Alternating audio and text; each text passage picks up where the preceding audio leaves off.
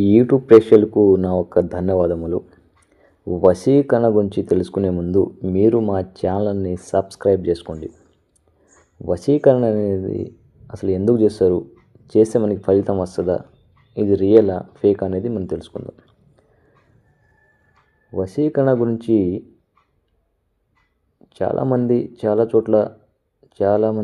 చోట్ల ఏదో విధంగా మాట్లాడి వశీకరణ అనేది ఫేకు, ఇది పనిచేయదు అని చాలామంది చెప్తూ ఉంటారు. వశీకరణ వశీకరణ అనేది ఒక తాంత్రికమైన విద్య. వశీకరణ అనేది ఏ విధంగా చేస్తే మనకి ఫలితం వస్తుంది. మనం వశీకరణ చేయాలనుకుంటే వాళ్ళ పేర్లు అనేది చిన్నవిగా ఉండవలెను.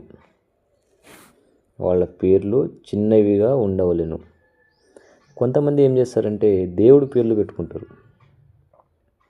కొంతమంది దేవుడి పేర్లు పెట్టుకున్నంత మాత్రాన వశీకరణ నేను చేస్తే నాకు రిజల్ట్ అనేది కంపల్సరీ వస్తుంది అనుకోవడం వాడి మూర్ఖత్వం.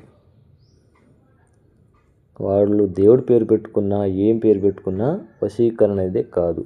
వశీకరణ అనేది మంచి మనసుతో చేయవలను. వశీకరణ చేసే ముందు 1కి 2 సార్లు ఆలోచించి చేయవలను. ఒక విద్య చేసినప్పుడు 1కి 2 సార్లు ఆలోచించి చేయవలను. వశీకరణ అనేది